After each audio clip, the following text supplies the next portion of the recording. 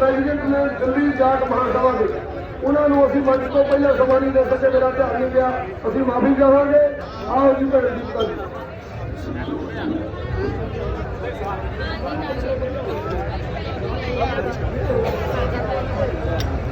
जो बोले सोनिहार, जो बोले सोनिहार, किसान एकता जिंदाबाद, किसान एकता जिंदाबाद। यूं ही नहीं मिलती मंजिल, एक जुनून जगाना पड़ता है। यूं ही नहीं मिलती मंजिल, एक जुनून जगाना पड़ता है। मैंने पूछा चिड़िया से कैसे बना आशिया, तो बोली भरनी पड़ती है उड़ान बार बार, तिनका जुटाना पड़ता है, तिनका जुटाना पड़ता है। दोस्तों, किसानों ने तो हमेशा देश के लिए तिनका जुटाकर धरती का सीना फाड़कर देश को खाना दिया है। देश को हमेशा कोरोना के समय में भी हर एक सेक्टर इकोनॉमी डाउन हो गई थी, लेकिन किसानों की वजह से, किसानों के दान की वजह से कोरोना के समय में भी कोई भूखा नहीं मरा। किसानों की वजह से देश को खाना मिला। आज मैं अपने परिवार, पूरा किसान, पूरे परिवार के साथ मिलकर इतनी खुश हुई हूँ, इतनी ऊर्जा मिली है। आप लोगों ने पूरे देश को ऊर्जा दी है। दोस्तों, मैं दीपिका जायसवाल, रेसलर, पंजाब गवर्नमेंट में अफसर हूँ, अभी पंजाब भवन में डेपुटेशन पे हूँ और अमेरिका में 8 बार अपने देश को रिप्रेजेंट कर चुकी हूँ। दोस्तों, ये जो अमेरिका में ये बोल रहे हैं, और पहली लड़की हूँ भारत की जिसने 2 बार यूएनओ में स्पीच दी, मेरा गिनीज बुक में भी नाम दर्ज है। हमेशा अपने किसानों और फौजियों के लिए मेरा खून दौड़ता है। अगर मेरी जान भी चली गई तो मुझे परवाह नहीं, मेरी नौकरी भी चली गई मुझे परवाह नहीं, लेकिन सदैव अपने किसानों के लिए और अपने फौजियों के लिए हमेशा खड़ी रहूंगी और खड़ी रही हूँ। आज मेरे साथ जाट महासभा के युवा और जाट क्लब के सभी युवा आए हैं। मैं सभी का धन्यवाद करती हूँ और सभी किसानों का धन्यवाद करती हूँ। दोस्तों, जो 3 काले अंधे कानून बनाए हैं इन अनपढ़ नेताओं ने, जिनमें अकल नाम की चीज नहीं, ये किसान की फैमिली से है ही नहीं, तो किसान का दर्द क्या समझेंगे। किसान चुपचाप अपना प्रदर्शन कर रहे थे जब पंजाब में, पर इनके काम में जू नहीं देंगी। किसानों को मजबूरी में दिल्ली तक आना पड़ा, और जब दिल्ली आए तो करनाल में चीफ मिनिस्टर हरियाणा उन पर लाठीचार्ज करवाते हैं। पवन पुत्र ने जब आके जो भाई कैनल में कूद गया और पानी बन गया, उस पर केस दर्ज करवा दिया। अरे शर्म आनी चाहिए, तुम्हारी खर्चे और चर्चे की सरकार रही है बस, और किसानों के खिलाफ पर्चे की सरकार हो चुकी है अब तुम्हारी।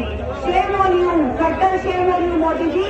अब क्या कर रहे हैं, आपको बिल्कुल शर्म नाम की चीज नहीं गई। आपको तोते और कबूतर और मोर से खेलने की फुर्सत अगर समय मिल गया हो तो किसानों के आगे देख लो उनकी क्या कंडीशन है।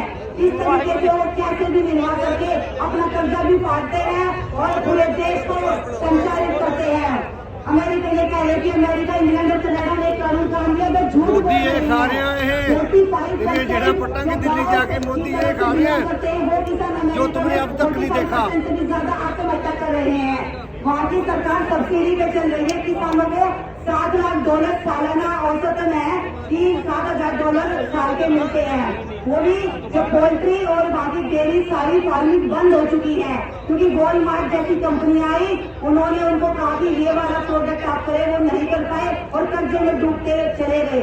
जब विकसित देश ऐसे कानूनों में फेल हो चुके हैं, तो भारत को भी विकासशील देश है, डेवलपिंग कंट्री है, जो डेवलप कंट्री कोप अप नहीं कर पाई ऐसे अंधे कानूनों के साथ, क्या इंडिया में कैसे कर सकते हैं। जब आप जो पकवान खाते हैं और जिस महलों में आप बैठे हैं, जिस पार्लियामेंट में आप बैठे हैं, वो आपके बाप की जमीन है, वो किसानों के बाप की जमीन है, किसानों की जमीन है।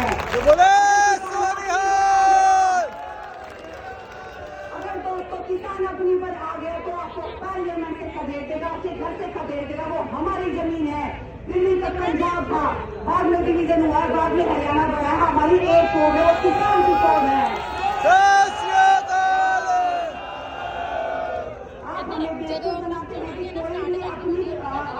अपने चावल कहीं भी दे सकता है, कानून तो पहले से ही था। मेन दिक्कत तो ट्रांसपोर्टेशन की है। हम लोग तो फिर भी आपसी सहयोग के साथ एक दूसरे की ट्रैक्टर ट्रेन या यूज कर लेते हैं और मंडियों तक पहुंच जाते हैं। पंजाब में 1800 करीब मंडियां और देश में 6000 के करीब, अभी भी 42,000 मंडियों की देश को जरूरत है। उस तरफ तो आप ध्यान नहीं देते, सिर्फ अपने अंबानी और अडानी के लिए कानून बनाते हैं और किसानों का खून चूसते हैं। आप चाहते हैं कि किसान को गुलाम बना दिया जाए, जिसकी तो जमीन का मालिक है। ऐसे ऐसे बहनों की जो ये अंबानी अडानी, इनकी नजर पड़ गई कि कैसे ये लोग इतना उगा रहे हैं, तो कैसे मुनाफाखोरी की जाए।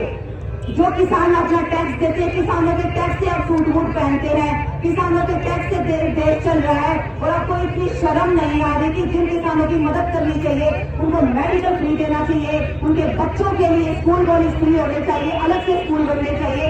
उन्हीं के बच्चे बॉर्डर पर ड्यूटी देते हैं, तभी आपका नियम अगर अपने घर में सुरक्षित हो। अगर किसानों ने अपने पुत्रों को, अपने बच्चों को मना कर दिया बॉर्डर छोड़ के, तो आपको आपकी नानी याद आ जाएगी।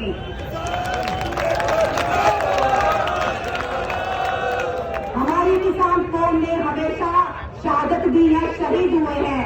यह भगत सिंह की जमीन है, यह अजीत सिंह की जमीन है, यह गुरु गोविंद सिंह जी की जमीन है, जिन्होंने शहीद होकर देश को हमेशा आजाद कराया, देश के लिए कुर्बानियां दी। आप हमें सिखाओगे, आप कहते हैं कि फलाना पार्टियां हमें भड़का रही हैं। अरे किसान, आज का किसान समझदार है, और समय चला गया जो आप जैसे नेता बेवकूफ बनाते थे। किसान को अपना हक पता है, साडा हक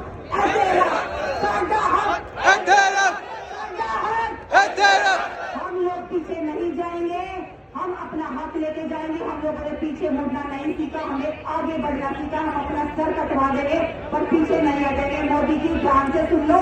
और हाँ, खच्चर को तो खच्चर कहते हैं सोशल मीडिया पर, और मैं तो कहती हूँ खच्चर भी नहीं, खच्चर कम से कम बोझा ढोने के तो काम आता है, वो तो इसके भी काम नहीं।